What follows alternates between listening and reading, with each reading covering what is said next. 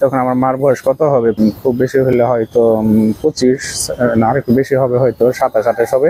এই ইয়াং মহিলা বাচ্চাগুলো নিয়ে কাছারিবাগ পর্যন্ত আসছে। তৎকালীন সময়ে এই গির্জার পরে কাছারিবাগ আসছে। আর দুইজন সেমরেন ছিল, একজন Jayrambari Benedict Manu D cruise, আর আমাদের মেনির বাড়ি মাইকেল গমেজ। তো একটা কথা এখানে বলতেই হয়, সেটা হলো ক্লাস 8-এ আমি অঙ্কে পেলাম 89 পেলাম, কিন্তু যেহেতু হাতে লেখে 8টা কিছুটা 6-এর মতো হয়ে গেলাম, মানে পুরাটা আসে নাই।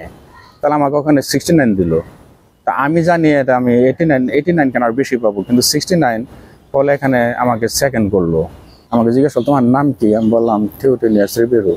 তোমার রোল নাম্বার কত, আমি বললাম আমার তো রোল ডাক 554। এখন আমার নাম্বার মনে আছে। কোনোদিন আমার মা বাবা বলেন নাই যে পড়তে যাও, এই কথাটা বলতে পারে না। মানে এত কাজের চাপ, কোনো ক্লাসে একটা বই কিনে দিতে পারে নাই, একটা খাতা কলম পেন্সিল দিতে পারে না। বরং স্কুল থেকে দেরি হলে অনেক বকা খেতে হয়েছে। অনেক সময় সকালে নাস্তা খাইনি, তারপর স্কুল থেকে আসার পরেও খাওয়া হয় নাই, কাজে যেতে হইতো। সেই আমাদের এখান থেকে 3 মাইল দূরে, আমরা বলি বেল্লাই, বিল বেল্লাই, ওখানে যেতে হয়েছে। ওখানে গিয়ে ধান আনতে হয়েছে, কাটতে হয়েছে, অন্যান্য কাজ করতে হয়েছে, বাজার জিনিস বিক্রি করতে হয়েছে। তো এইভাবে আমরা বড় হয়েছি। তবে কেমনে যে হয়ে গেল, মানে আমরা কিভাবে বড় হয়ে গেলাম, মানে আমার কাছে মনে হয় এটা যেন একটা মিরাকেল, একটা অলৌকিক কাজ। যে আমার বাবা এত গরিব, এত কাজ করে, কাজ করতে করতে আবার তার একটা ছোট ভাই ছিল আমার কাকা, সে যখন অসুস্থ হলো, তাকে রক্ত দিতে হলো, এরপর তার স্বাস্থ্যটা ভেঙে গেল। অ্যাকচুয়ালি আমার বাবা অনেক কম বয়সে মারা গেছে, 56 বছর বয়সে। তখন বুলবুল, এখন যে ফাদার হয়েছে বুলবুল, ওর বয়স অনেক কম, 4 বছর। কিন্তু তার আগেও আমার বাবা অসুস্থ ছিলেন। এইভাবে সংসার চালানোটা অনেক কষ্ট করছিল। কিন্তু আমি জানি না কিভাবে আমার মা এটা মানে কন্টিনিউ করতে পেরেছেন। এক সময়ে ফাদার বিশপ পলিনোস আমাদের রেক্টর ছিলেন, উনি সবসময় একটা কথা বলতেন যে তোমাদের অবস্থা তো খারাপ হওয়া সত্ত্বেও কোনোদিন তোমার মা বলে নাই যে ফাদার আমাদের অবস্থা খারাপ, আমরা সাহায্য চাই বা কেমনে চলবো, কোনোদিন কথা বলে নাই। বরং বলছে যে আমার ছেলেমেয়েরা যদি ফাদার শিষ্য হইতে চায় আমার কোনো আপত্তি নাই। এবং আমার মনে প্রার্থনা করতেন সবসময়, এমনকি দিনে মাঝে মাঝে 7টা মানে রোজরিমালা করতেন, যা করে পরে। কিন্তু প্রথম দিকে আসলে সত্যি কথা বলতে কি, আমি মনে হয় না ছাত্র ভালোই ছিলাম, ক্লাসে সবসময় প্রথম হতাম, কোনো প্রাইভেট পড়তে হতো না, প্রাইভেট পড়ার সুযোগও ছিল না। তবে হ্যাঁ, একবার ডবল প্রমোশন পেয়ে 2তে না পড়ে 3তে উঠলাম। ফলে তখন একটু কঠিন ছিল। অঙ্কতে 1 মাস প্রাইভেট পড়লাম এবং ওই সাবজেক্ট আমি ফেল। এরপরে কোনোদিন কোনো সাবজেক্টে প্রাইভেট পড়ি নাই, কোনো সাবজেক্ট ফেল করি নাই এবং ক্লাসে দ্বিতীয় হই নাই। এই জন্য আমি সবসময় কথাটা বলি যে প্রাইভেট পড়ার চেয়ে বরং নিজে আরও বেশি সাধনাময় হও, আরও বেশি পরিশ্রমী হও, সময়টাকে ঠিকমতো ব্যবহার করো, তাহলে মনে হয় রেজাল্ট ভালো হতে পারে। কিন্তু আনফর্চুনেটলি দেখা যায় এখন একটা ট্রেন্ড এসে গেছে শুধু প্রাইভেট পড়া, কোচিং করা, এগুলো বাদ দিলে ভালো হয়। যাই হোক, তারপরে অনেক সময় বিভিন্ন কারণে মনে হলো যে ফাদার হওয়া যাবে না। বিশেষভাবে যখন নির্বাচন করা হয়, আমাদেরকে বলা হয় না কে কে যেতে পারবে। একদিন ফাদার শঙ্কর কয়েকদিন আগে মারা গেল। ওর বাবা গির্জায় কাজ করতো, মালি কাজ করতো, কেলুমালি নাম ছিল। ও আমাদের বাড়ি থেকে ঠিক এরকম সময় সন্ধ্যার সময় গিয়ে বলে ফাদার তোকে ডাকে। তা আমি জানি যে ফাদার হয়তো আমাকে ডাকছেন, এটা ছিল 1964 রাইটের বছর। তো আমি মনে করলাম যে হয়তো উনি আমাকে তুমিলা পাঠাবেন অথবা নাগরী পাঠাবেন এই গমের বস্তা আনতে বা দুধের বস্তা আনতে, তারপরে এগুলো বিতরণ করা হবে গরিব দুঃখীদের জন্য। এই জন্য আমি না করলাম, যাবো না। তখন সে বললো দেখ ফাদার তোকে ডাকে, তুই যা। আমি বললাম যাবো না। তখন আমার মা এসে কুলে, আমরা একটা বোন ছিল, তারপর বললো, আমাকে খুব আদর করে বললো না তুমি যাও। তারপরে কেলুমালিকে বললো যে তোমাকে নিয়ে যাও, জোর করে টেনে নিয়ে যাও। তো নিয়ে গেল, আমার মা বাসাতে গেল। তখনই ফাদার বলেন কালকে সকাল তোমাকে সেমিনারে যেতে হবে। সো এটা সম্পূর্ণ আনএক্সপেক্টেড এবং এত অল্প সময়ের মধ্যে। এখন তো ধরেন এখন এটা আমরা বুঝতে পারবো না, কারণ এখন যে কোনো জিনিস জোগাড় করা সহজ। ওই সময় নাই একটা ব্যাগ, না একটা লুঙ্গি, না একটা গামছা। তারপরে আমার জেঠার বাড়ি, তো এটা সেটা এই জিনিস ওই জিনিস এনে তারপরে ঠিক হলো যে যাবো। এখন কার সঙ্গে যাবো? বয়স তখন মাত্র 11 হয় নাই, 11 একটু কম 11 হয়েছে, সরি 11 হয়েছে। হাফ প্যান্ট পরি, শীতের দিন, ইট ওয়াজ আই থিঙ্ক জানুয়ারি 2 তারিখ। শীত, একটা খরম নাই, একটা স্পঞ্জ নাই, স্যান্ডেল নাই, জুতা নাই, লং ফুল প্যান্ট নাই, কিচ্ছু নাই, এই হাফ প্যান্ট। তাহলে তাড়াতাড়ি যাই পারা গেছে ওইগুলি জোগাড় করে। পরদিন সকালে এই 2জন সেমরেন ছিল, একজন Jayrambari Benedict Manu D cruise, আর আমাদের মেনির বাড়ি মাইকেল গমেজ। এদেরকে আমার এক ভাই চাচাতো ভাইকে বলছে এরকম সকালে প্রশান্তকে নিয়ে যেও। তো ওনারা 4টার সময় পরের দিন সকালে ডাকাডাকি শুরু করলো। দেখি তারা চলে আসছিল আরিফলা স্টেশন থেকে, আমি তখন উঠি নেই। তারপরে অনেক কষ্ট করে উঠলাম, তখন তো এই কান্নাকাটি শুরু হয়ে গেল আমার মার। বাচ্চা কোলে মানে বোনটা কোলে আমি যাই কিনা এই হাঁটতে হাঁটতে, তখন আমার মার বয়স কত হবে, খুব বেশি হইলে হয়তো 25, না আরেকটু বেশি হবে, হয়তো 27-28 হবে। তো আমি যাই কিনা যাচ্ছে এই ইয়াং মহিলা বাচ্চা কোলে নিয়ে কাছারিবাগ পর্যন্ত আসছে। তৎকালীন সময়ে এই গির্জার পরে কাছারিবাগ আসছে। তারপরে আমার ভাই ডেনিস বর্তমানে আমেরিকা আছে, সে উঠে, যদিও সে ছোট ছিল, 5-6 বছর বয়স ছিল বোধ হয়, এরকমই, সে দৌড়ে গেছে অন্ধকারের মধ্যে যে মা তুমি ফিরে আসো। পরে তো আরিফলা স্টেশন আসলাম। ওখান থেকে তখন আমার উদ্দেশ্য ছিল ফাদার হওয়া, কতখানি জানি না, মনে হয় ফাদার হওয়ার উদ্দেশ্য তেমন একটা ছিল না। ছিল 2টা কারণ চলে যাওয়ার জন্য। এক, বাড়িতে তো কাজ করতে ভালো লাগে না, আর দ্বিতীয় হলো যে ঢাকা শহরে যেতে হবে, ঢাকার শহর তো দেখতে পাবো, ট্রেনে উঠতে পারবো, রিক্সায় উঠতে পারবো, লঞ্চ উঠতে পারবো, এই সমস্ত মানে অভিযান ভিত্তিক মনোভাব গড়ে ওঠে। আর সেজন্য ঢাকায় আসি। তো ঢাকায় এসে তখন লক্ষ্মীবাজার ছিল মনে হয় ক্যাথিড্রাল, ওখানে আমরা ইংলিশ মিশন শুনি। তখন আমার ক্লাসমেটগুলোকে দেখি, কয়েকটা ক্লাসমেট মেয়ে ওরা লক্ষ্মীবাজার হোস্টেল ভর্তি হয়েছে এবং ওখানে পড়বে, সেন্ট জেভিয়ার্সে পড়বে। তোদের সঙ্গে দেখা হওয়া তারা খুব খুশি হলে। যা হোক, পরবর্তীতে আমি বান্দরে চলে যাই এবং যেদিন আমি বান্দরে যাব মানে 4 তারিখে আমার আপন কাকা, একমাত্র কাকা, ওর বিয়ে, আমি বিয়েও খাইনি। বিয়ে বাদ দিয়ে আমার বাবা আমাকে বললো, আসছিল দেখা করতে, যাবার আগের দিন বললো তুমি কাকার বিয়ে রেখে যাবা। তা আমি বললাম যেতে ইচ্ছা করে না।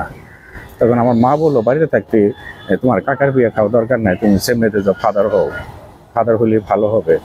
আমার জেঠিমা বললো যখন গেলে 2টা লাভ হবে, তোমার নদীতে সাঁতরাইতে পারবা, আর কাপড় কাচতে পারবা, আর ইংরেজি শিখতে পারবা।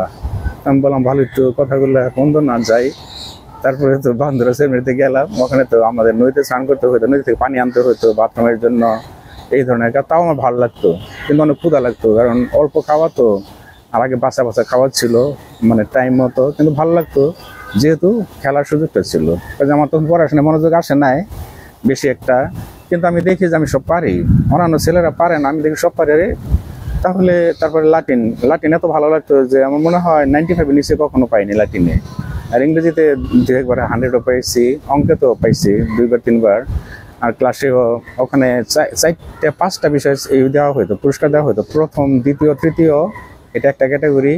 ইংলিশে যে হাই 2টা, এক সেকশনে না 2 সেকশনে, যেমন 6A B C D 4টা মিলিতভাবে যারা প্রথম হবে ইংরেজিতে পুরস্কার পাবে। একইভাবে বাংলায় যে বেশি পাবে 4টার মধ্যে, এরকম সব ক্লাস 10 পর্যন্ত। আমাকে দিয়ে শুধু প্রথম হওয়াটা আর ওই 3টা যে বাংলা, ইংলিশ এবং অঙ্কের মধ্যে হাইয়েস্ট, এটার মধ্যে যে কোনো একটা দিয়ে অন্য 2টা অন্যকে দিয়ে দেয়। তো আমি কিছু বলতেও পারি না, কি বলবো, শেষে বলে যে এত অহংকার ভালো না, তাহলে তোমার সামনে থাকা যাবে না। আমি কিছু বলিনি, কিন্তু আমি বঞ্চিত হয়ে রইলাম এগুলি থেকে। তো একটা কথা এখানে বলতেই হয়, সেটা হলো ক্লাস 8-এ আমি অঙ্কে পেলাম 89 পেলাম, কিন্তু যেহেতু হাতে লেখে 8টা কিছুটা 6-এর মতো হয়ে গেলাম, মানে পুরাটা আসে নাই। তাহলে আমাকে ওখানে 69 দিল। তা আমি জানি এটা আমি 89 কেন আর বেশি পাবো, কিন্তু 69 ফলে এখানে আমাকে সেকেন্ড করলো। তা আমি তখন বাড়িতে ছিলাম, রেজাল্ট পাঠাই দিল বাড়িতে। তা আমি বললাম এটা কেমন হলো, আমি তো অঙ্কে এটা হয়ে কথা না। কিন্তু আমার এই সাহসটুকু হয় নাই যে আমি গিয়ে হেডমাস্টারকে বা ক্লাস টিচারকে বলি যে স্যার আমার পরীক্ষা তো ভালো হয়েছে, আমি তো 90 নিচে পাবো না, আমার 69 আসলো কেন, বলতে পারি নাই। এবং ওই বছরই আমি ক্লাসে সেকেন্ড হইলাম। এটা আমার জীবনের একটা সাংঘাতিক কষ্টকর অবস্থায় ছিল। যখন নাকি এসএসসি পরীক্ষা দিব, দেশে তখন মার্শাল ল 1970, এবং মার্শাল লতে কবে পরীক্ষা হবে কেউ জানে না এসএসসি পরীক্ষা। তা আমরা যেহেতু ঢাকায় আসবো, কলেজে পড়বো, এবং আমরা শুনতে পেলাম যে রমনায় থাকতে হবে সেমিনারিতে, এবং এখান থেকে সাইকেলে নটরডেম কলেজে গিয়ে পড়তে হবে। তাহলে সাইকেল চালানো শিখছিলাম, যদি পারতাম। তো একটা সাইকেল ছিল, ওইটার ঘন্টাও ছিল না, ব্রেকও ছিল না। তো ওই সাইকেলটা আমি মাঠে থেকে হুরুস করে উপরে উঠি বারান্দা, এবং ওইভাবে যাই কয়েকবার। তো একবার একটা ছেলে সামনে পড়লো আমার, ওকে সেভ করতে গিয়ে আমি বোকার মতো মানে কিছু করতে পারি না, ওই সাইকেল নিয়েই জানালার কাচের মধ্যে হাত লাগলো, কাচ ভেদ করে হাতটা চলে গেল। তাহলে ওখানে অনেক কেটে গেল, এখন কাটার দাগটা আছে এখানে দেখা যায়। তো অনেক রক্ত, মানে মেন শিরা 2টা কেটে গেল এবং অনেক রক্ত পড়লো। এটা দেখে আমার হ্যাঁ এটা কেমন হলো, তখন একটা ছেলে আমার বিছনা থেকে গামছা এনে গামছা দিয়ে এটা বাঁধলো। তো ওটা দেখে আমার এক ক্লাসমেট ওখানে মানে সেন্সলেস হয়ে গেল যে এত রক্ত পড়ছে, তখন কি করব। পরে স্থানীয় বাজারে গিয়ে আলমাল ডাক্তারের কাছে নিয়ে যাওয়া হলো। উনি আমাকে 11টা না 12টা সেলাই দিলেন হাতটাকে অবশ না করে। তো কি অবস্থা বুঝতেই পারেন যে অনেক কষ্ট ছিল। তারপরে এটা সেলাই করলাম মতো। তো উদ্দেশ্য ছিল এইটা যে পরীক্ষা যদি দিতে চাই তাহলে এই কষ্টটা করতে হবে, পরীক্ষা দিতে না চাইলে হবে না। তো এর মধ্যে ঘোষণা দেওয়া হলো এসএসসি পরীক্ষা, আই থিঙ্ক ওইটা মার্চের 31 তারিখ ছিল। ঘোষণা দেওয়া হলো এপ্রিলের 16 তারিখে পরীক্ষা। এখন আমার হাত কাটা, আমি তো পরীক্ষা দিতেই পারবো না, ডান নাড়াতেই পারি না, বা হাতে প্র্যাকটিস করে শুরু করলাম। তো হেডমাস্টার ছিলেন ব্রাদার জনকে বললাম, ব্রাদার আপনি আমার জন্য এমন ব্যবস্থা করেন কাইন্ডলি যেন আমি একটু অন্য জায়গায় বসে বা হাতে লিখতে পারি, ডান হাত আমার পক্ষে সম্ভব না। উনি বললেন যে তুমি আগামী বছর পরীক্ষা দেবো, তাহলে দিও না। এখন আমি চিন্তা করলাম যে আগামী বছর যদি আমি পরীক্ষা দিই, আমি ফার্স্ট বয়, অন্য স্টুডেন্টরা তো নিরাশ হয়ে যাবে। তো আমি আমার স্টুডেন্টদেরকে জিজ্ঞাসা করলাম, ক্লাসমেট ওরা বললো যে না, তুই যদি না দেস তাহলে আমরা কেমনে পরীক্ষা দিব। তখন আমি এই বা হাতে লেখাটা প্র্যাকটিস করলাম। আর যেহেতু 16 তারিখে পরীক্ষায় আমার হাতটা মোটেই শুকায় না, কারণ যথেষ্ট কেটে গেছে, অনেক রক্ত। তো এইভাবে চলে, কিন্তু আমার পড়া সব মুখস্থ হয়ে গেছে, সব সব সব একেবারে।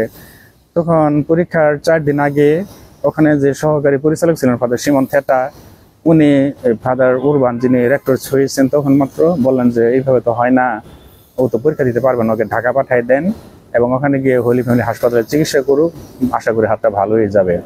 তো আমাকে তখন এমার্জেন্সি বেসিসে পাঠিয়ে দেওয়া হলো।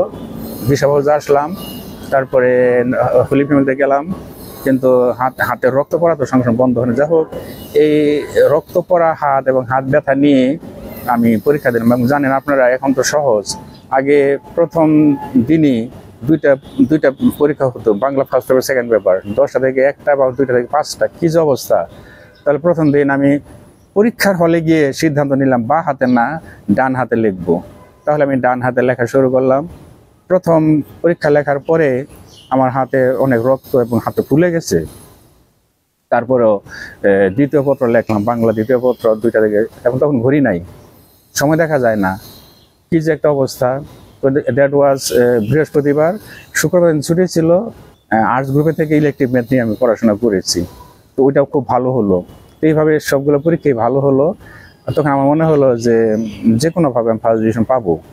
এখন পরীক্ষার পরে সবাই জিজ্ঞেস করে পরীক্ষা কেমন হলো, কারণ সবাই একটু কনসার্ন ছিল যে হাত কাটলো এরকম।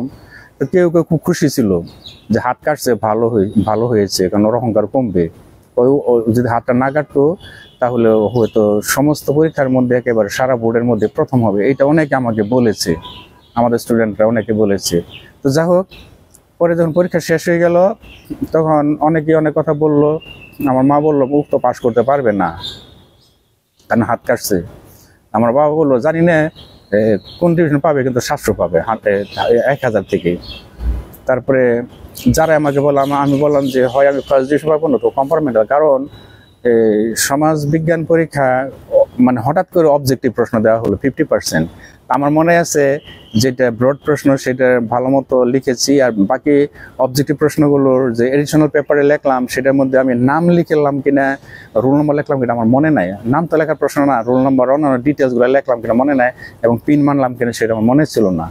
তো এটার জন্য আমি সেন্ট গ্রেগরিসের হেডমাস্টার বললাম, ব্রাদার আমার একটা সন্দেহ হয়, একটু যদি চেক করা যেত আমার ওইটা পিন মারছি কিনা।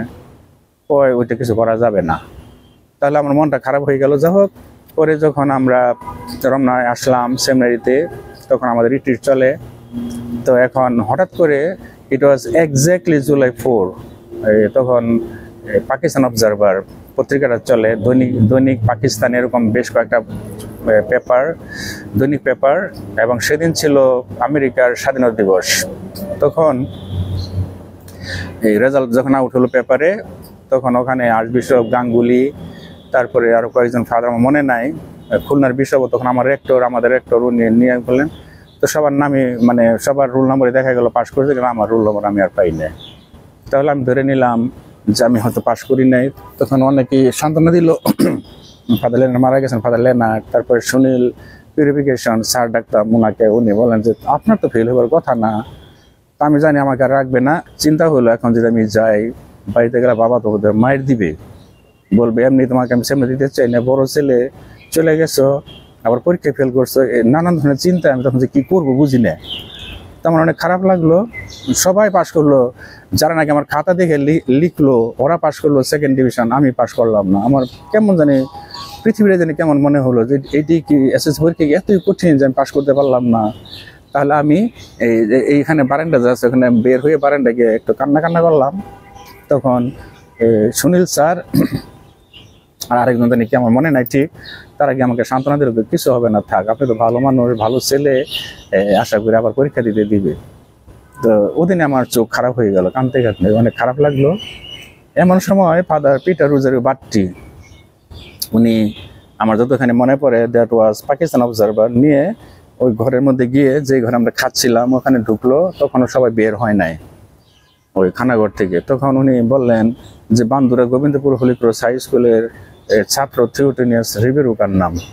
তাই আমি বললাম আমার নাম, বারান্দা থেকে আমি শুনছিলাম উনি যে বলছিলেন। তারপরে আমাকে একজন ছাত্র ডাক দিল, আমার এই ক্লাসমেট, যে আপনার নাম বলতেছে। আমি কেন জানি, ফাদার জানি আপনার নাম বলে কেন? আমি বললাম আমার নাম বলবে কেন? আমি গেলাম, তখন বলে উনি আমাকে জিজ্ঞেস করল তোমার নাম কি? আমি বললাম থিওটেনিয়াস রিবেরু। তোমার রোল নাম্বার কত? আমি বললাম আমার তো রোল ডাক 554, এখন আমার নাম্বার মনে আছে। তো সেটা বললাম, উনি বললেন ও আর কি তুমি? না না না, তোমার নাম এটা হতে পারে না, এটা সম্ভব। আমি বললাম ফাদার আপনি দেখেন না নাম্বারটা, আমার 554 নাম্বার এটা। হ্যাঁ এটা তো আছে, তো এটা ছবি আছে এখানে এবং ই আছে, তুমি তো এই ছেলে এই ছাত্র তো স্ট্যান্ড করছে, এই কথাটা বললেন উনি। ঠিক, তা আমি আপনি ভালো বুঝিও না কিসের স্ট্যান্ড কি। তখন দেখা গেল যে অ্যাকচুয়ালি হ্যাঁ আমার নামটা আসছে, ছবি আসছে, এবং ওখানে আছে যে কম্বাইন্ড আর্টস গ্রুপে 18 প্লেস। এটা আমরা বিশ্বাস করি না কেউ। তখন সবাই চিৎকার করা শুরু করলো, অনেক জোরে জোরে চিৎকার। এই হাঙ্গামা শুনে তখন উপর থেকে, দোতলা থেকে আর্চবিশপ গাঙ্গুলি নিচে নেমে আসলেন। তো উনি একটু বিরক্ত হয়ে আসলেন যে কি ব্যাপার, এত গোলমাল কিসের এখানে? তখন ছাত্ররা বললো, সেমিনারিরা বললো যে এই আর্চবিশপ এই যে এই যে থিওটেনিয়াস সে স্ট্যান্ড করছে, তো এইটা কি? তো উনি বিশ্বাস করতে পারলেন, কারণ উনি এই মাত্র দেখে গেলেন যে আমি পাশ করি নাই। আবার যখন এই খবর, তো উনি অনেক বেশি হয়ে গেলেন, কি বলে এটাকে, ওভারহ্যান্ড। তো উনি আমার সামনে গিয়ে হাঁটু দিয়ে প্রথম বলেন I congratulate you first time, I congratulate second time, এইভাবে 7 বার যখন বললেন, আমাকে ধরে উনি আবার উঠলেন। এটা দেখে তো মানে আমি চিন্তা করতে পারি না যে এটা কেমন ব্যবহার। ঠিক যেমন বাইবেলের মধ্যে আছে যে যিশু যখন বললেন তোমরা কি জানতে না আমার পিতার গৃহে আমাকে থাকতে হবে, এগুলি তারা কিছুই বুঝে নাই।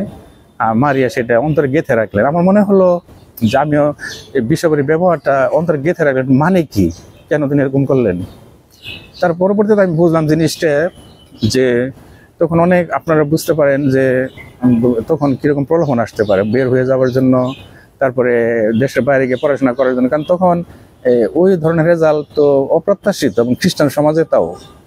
তাহলে আবার আমাকে বাড়িতে যেতে দেন। তখন আমার মনটা কিছুটা ছিল, কি বলে, একটু বিক্ষিপ্ত, যে আমি যেতে পারছি না কাউকে বলার জন্য রেজাল্টটা। কারণ আমাদের তখন রিট্রিট চলে, নীরবতা আরো 2 দিন। তো রোববার ছিল সেটা। তো তারপরে অনেকে দেখতে আসলো যে দেখি কেমন ছিল। যখন আমাকে দেখলো, মানে কেউ খুশি হয় না, যেরকম ছেলে কি করে ভালো করবে রেজাল্ট। মানে আমি তো দেখতে অত ভালো না, চেহারাও ভালো না, তারপরে পোশাক আশাকও যথেষ্ট মলিন পোশাক, এগুলো যা হোক। তারপরে আমার চিন্তায় আসলো, থাক, যদি একজন এত শিক্ষিত মানুষ গাঙ্গুলি, আর্চবিশপ গাঙ্গুলি, এত পড়াশোনা করে দেশ বিদেশে এত ভালো রেজাল্ট